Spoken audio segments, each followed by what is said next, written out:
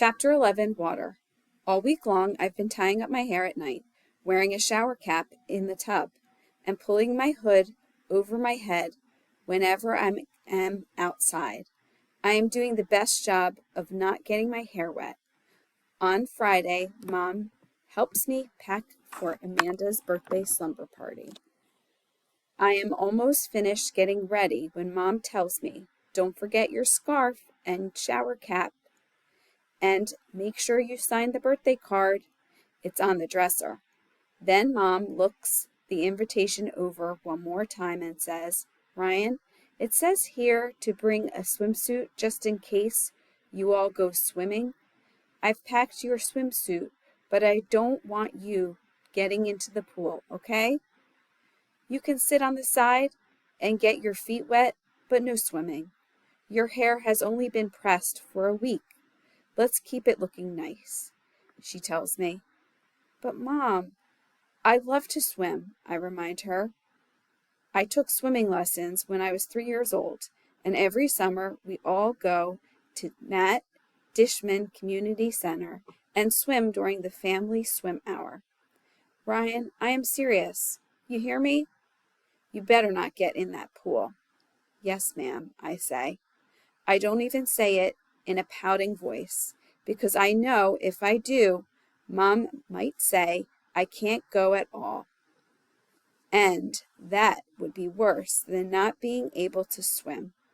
On the way to Amanda's, all I can think about is the fun we are going to have. I wish Kiki were here. She's at her dad's for the weekend, so she's missing out on all the birthday fun. I wonder what we'll do first. Eat birthday cake, chocolate I hope, watch a movie, or maybe have a dance party. I wonder who will be the first one to fall asleep, and who will be the last. I wonder how many other friends Amanda invited. I wonder if Amanda's new friends will like me. I wonder if I will be the only brown girl.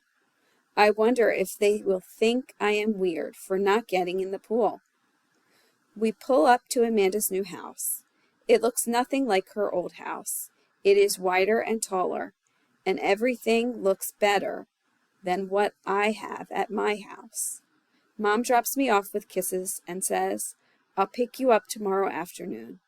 The first thing Amanda says to me is, "I'm so glad you're here." Zoe, Amanda's younger sister, runs and gives me a hug. She is 5. "It's Amanda's birthday," she tells me, like I don't know. I smile and hug her back. Amanda introduces me to everyone.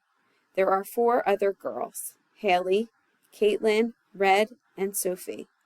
All the girls are white except Sophie. She is brown too, and much lighter than me, with curly hair like Amanda's.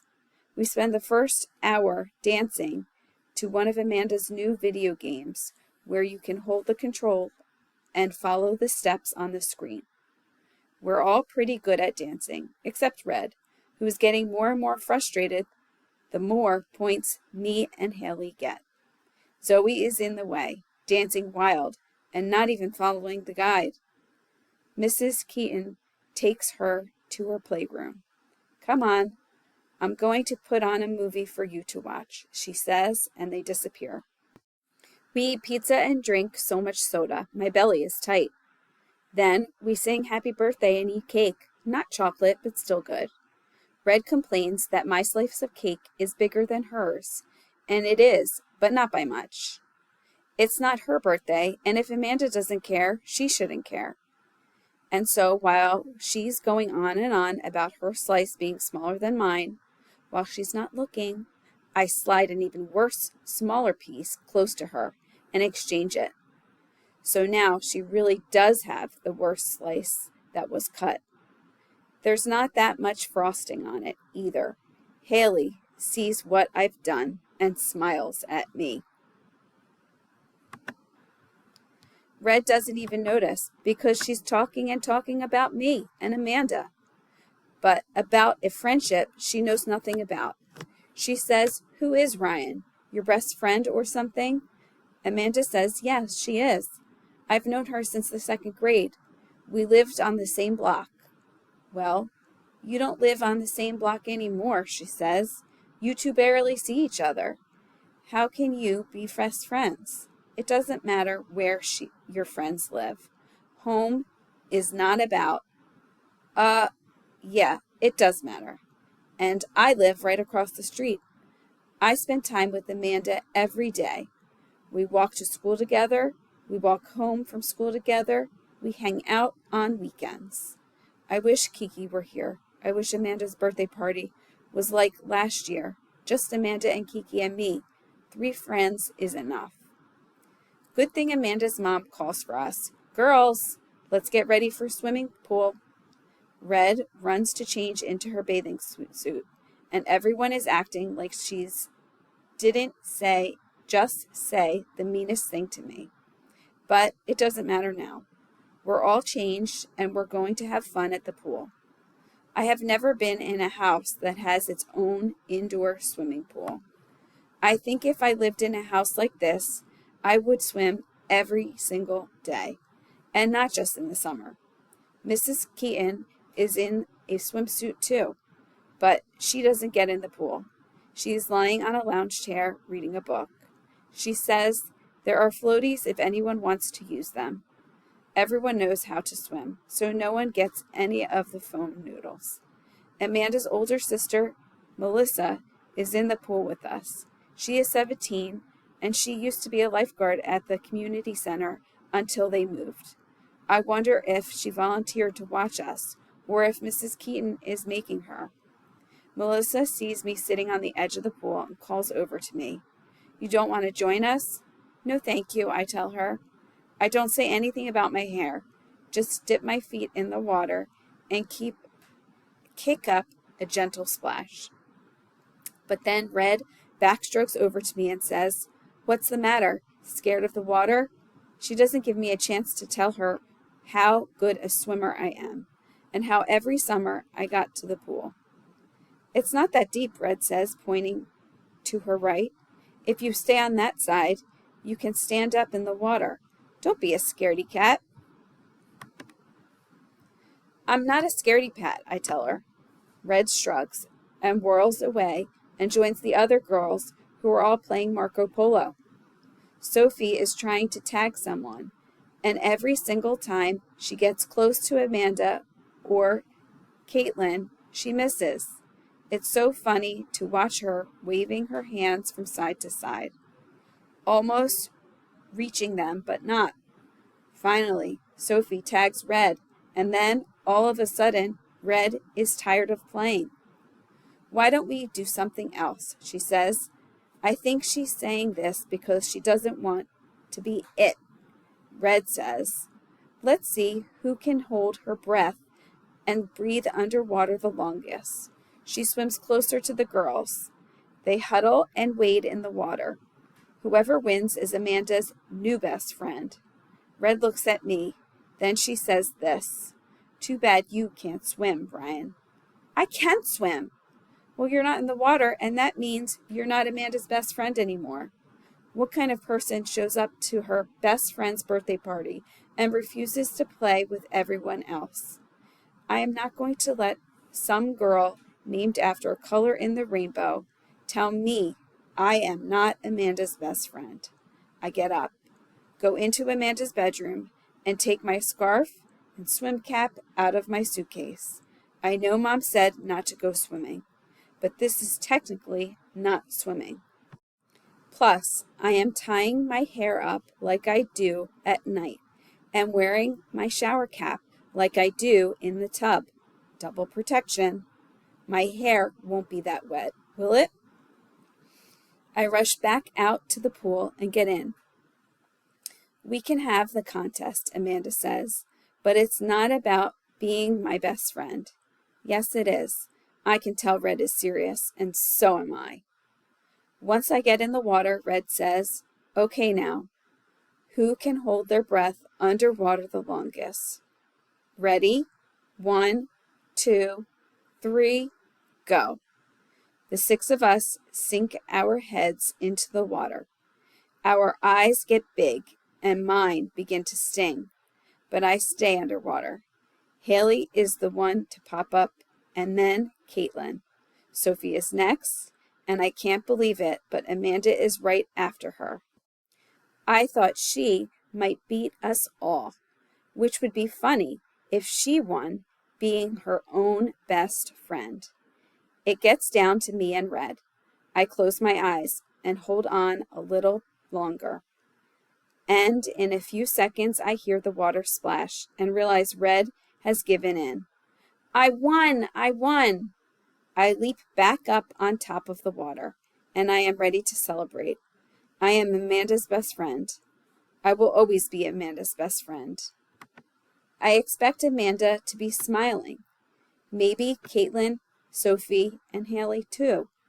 But instead of smiling and cheering, they are all just staring at me. What happened to your hair? Haley asks. I lift my wet arm and feel around my head. My scarf and shower cap are not there. They are floating in the water. My hair is wet, and I cannot see it, but I know it isn't straight anymore. I can tell by how fluffy it feels when I squeeze it. All of the other girls' hair is wet too, but the white girl's hair is slick and straight. Not now, it's wet. The water makes Sophie's and Amanda's curly hair even more curly.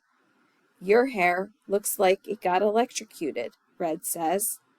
I rush out of the pool and grab my towel and go to the bathroom. I stand in front of the mirror, dripping wet from the pool and my tears. I dry off and sit on the floor. I can't go back out there. Some of my hair is straight, some of it is fluffy. I remember what Ray said about my hair looking weird, and Red's voice too. Melissa knocks on the door and asks me if I'm okay, but I don't answer. Mrs. Keaton knocks on the door and asks me if I'm okay, but I don't answer. Then Amanda comes to the door. She doesn't knock or ask me if I'm okay. She just sits on the floor. I know it's her because she is the only one here who knows that when I'm upset, I don't want to talk about it. I can hear her breathing, and I know she'll sit there as long as I am in here. I don't want her to miss her party, and I don't want the other girls to think I'm a crybaby. I stand close to the door and whisper to Amanda, asking her to go into her suitcase and bring me my comb. She leaves and comes back, and I open the door and let her in. I stand in front of the mirror, and I really just want to start crying all over again. Now that my hair is drying, it is even more fluffy and ridiculous looking. I stare at myself and my tangled hair and try to remember what Grandma said about beauty. I think maybe I acted ugly today, wanting to prove Amanda was my best friend, swapping Red's cake and wanting to show off. Red is at the door now, knocking and saying, Amanda, come on. You can't stay in there and baby her all night. Why are you two even friends? Amanda says, we just are, and leave it at that. And this makes me love Amanda even more, and lets me know that no matter where we live or how big or small our houses are, we will always be friends. I am not good at twisting my hair because I am good at combing through it. Mom always has me comb through it before she washes it. I part my hair into 4 sections like Mom taught me, and I comb through it. I wet the comb and go through each section a second time. Now, all of my hair is big and full and not flat at all. Amanda gives me a rubber band, and I pull my hair into it, making a big, big afro puff. I don't wait for a compliment from Amanda. I like the way my hair looks, and this way I don't have to worry about water, the shower, the rain, or the pool. I like the way my hair looks, like one massive storm cloud. How if I stretch it, it bows back into place. I don't know what kind of I'll be in when Mom finds out what happened. And I feel bad that Grandma wasted her time. But right now, I try not to think about it. I walk out of the bathroom with my best friend and my natural hair, and I try to be the beautiful person Grandma says I am.